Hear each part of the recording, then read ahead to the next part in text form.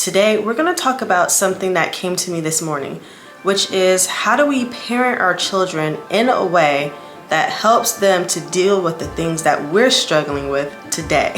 So yeah, this might be a little bit weird, but let's just roll with it.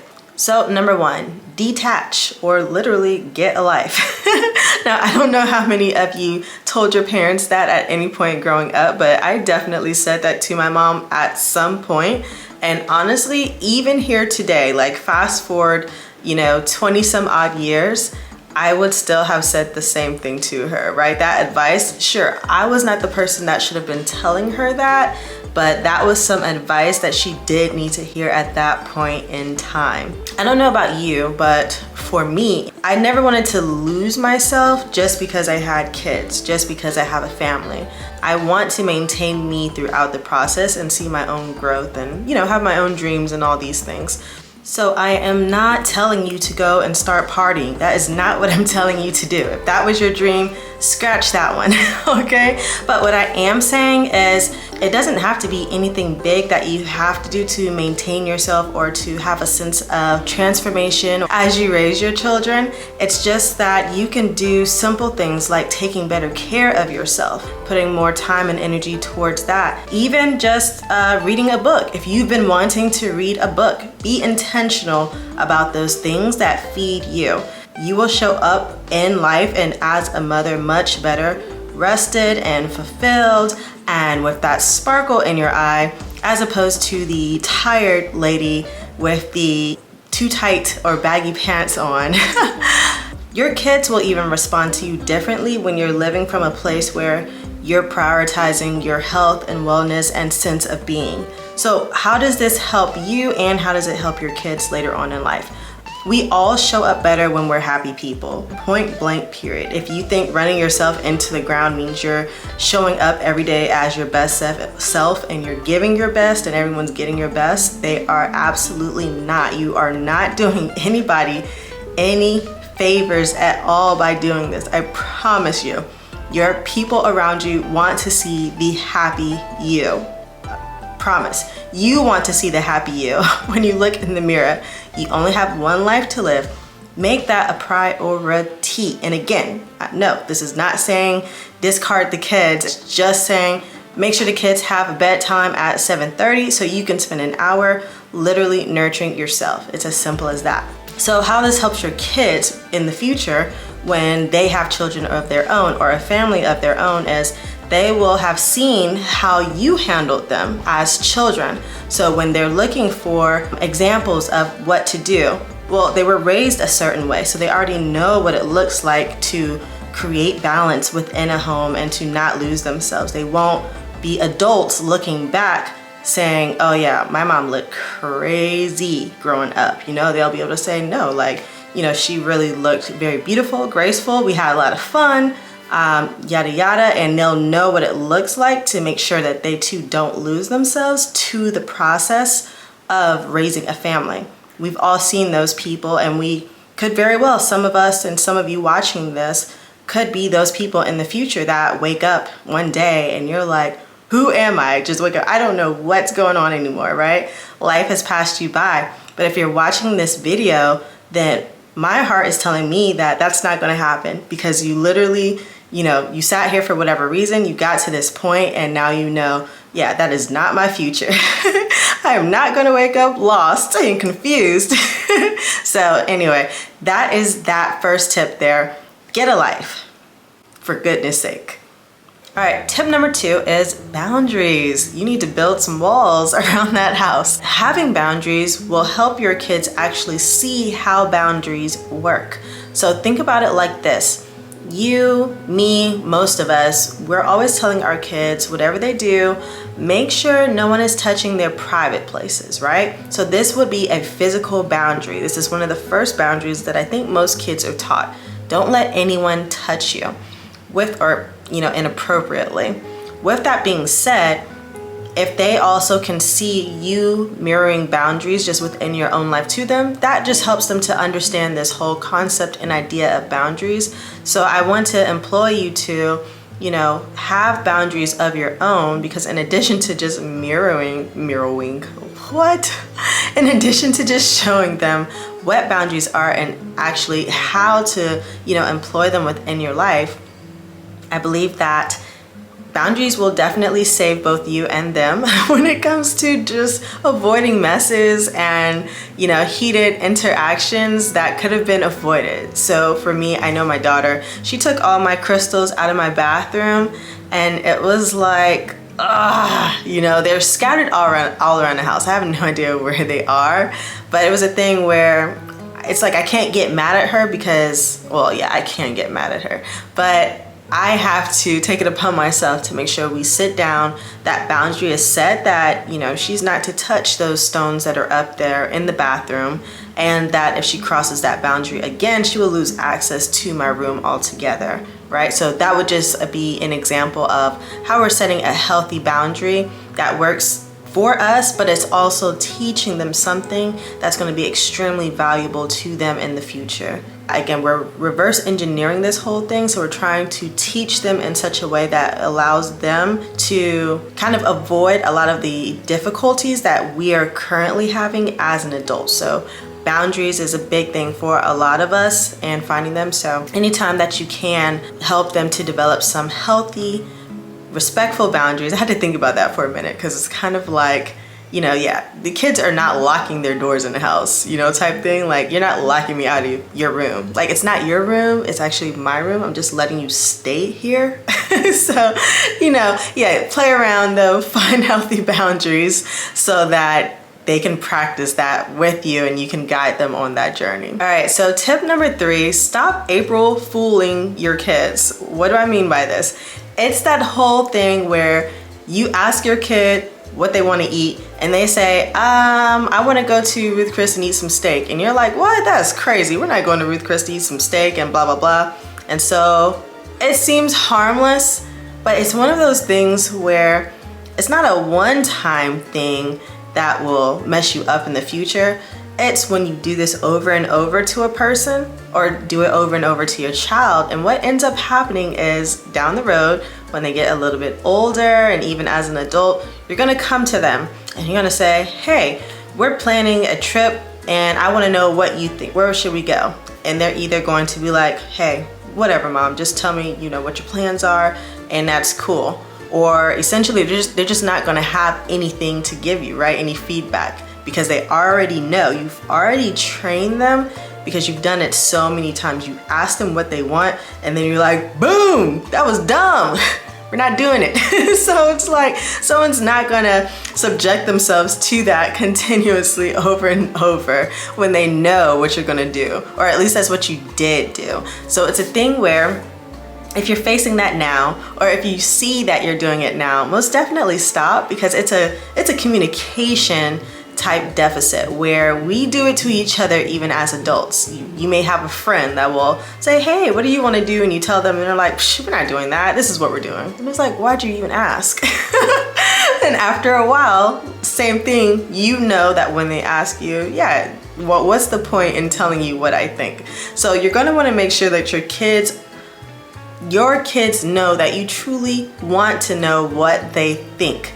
And so there's a flip side to this, or actually before I get to the flip side, I want to make sure that we talk about how this helps them in the future. So this will help them, because if they can speak freely to their parents, or they know that their parents want to know what they think, they will find it off-putting later on in life, or feel it's foreign when someone doesn't want their feedback, right? Or when and I'm talking about when it's appropriate, of course. So we'll say within a relationship.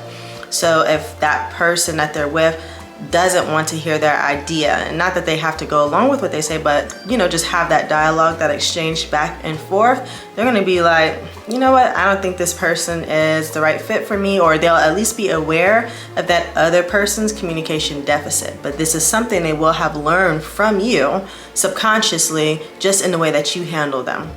Now, the flip side to this is never ask a question that you're not prepared to cash out. If you don't have the cash for it, don't do it. So by that, I mean, Asking your kid what they want to eat is the just not smartest question ever. So you're going to want to always make sure there's some type of guidelines or parameters you're giving them and kind of allowing them to choose, or kind of shaping more so where you want their answer to come from. So when it comes to, hey, what do you want to eat? I might say, hey, we're on Clemson Road right now. You see the restaurants out here. Do you want any of these restaurants right here? Or I might be, if we're at home, I'll say, hey, we have, you know, chicken, steak, and spaghetti. Which of these would you like? As opposed to, like I said, I mean, you know, if you ask your kid what they want, they're wild.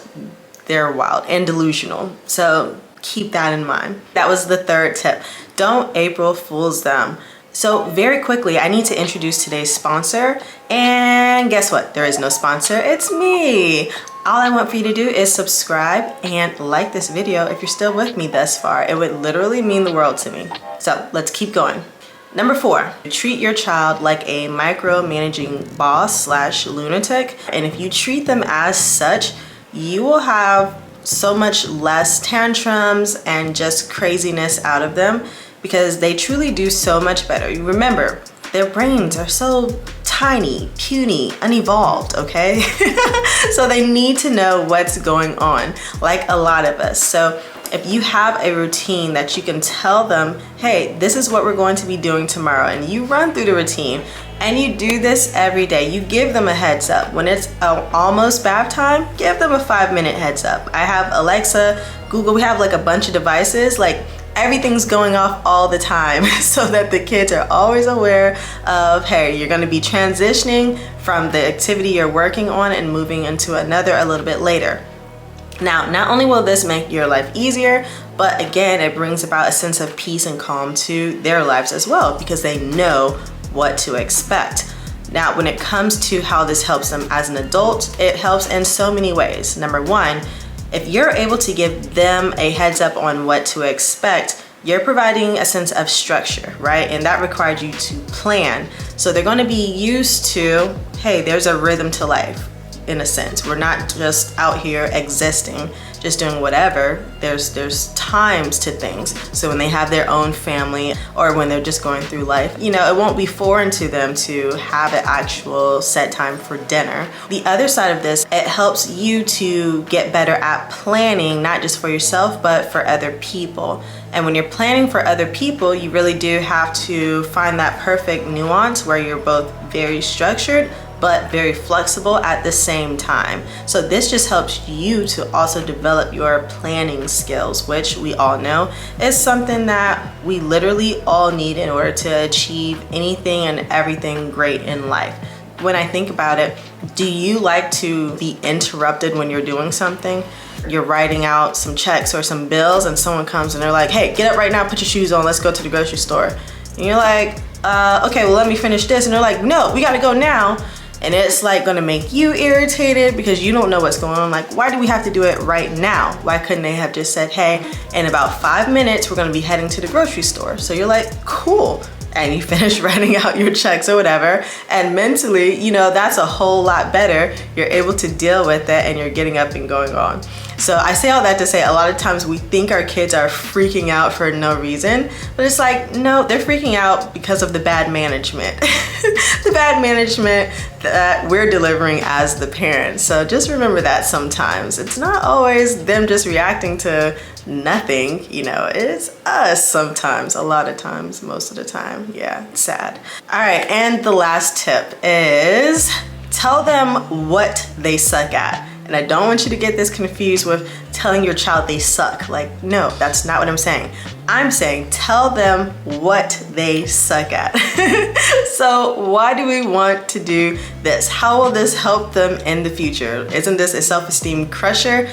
Absolutely not. This is one of those things where as adults, it is not uncommon to find moments in your life where you've been delusional about something, or you've seen other people in your life and they're absolutely delusional about the situation. It's like everyone can see you married a pig, but you're still calling him a man, but it's clearly a pig. Like, yeah, we see the suit and everything, it's a pig. And the person just will not call it like it is. Or it could be an instance where you're broke, right? Okay, you're literally struggling.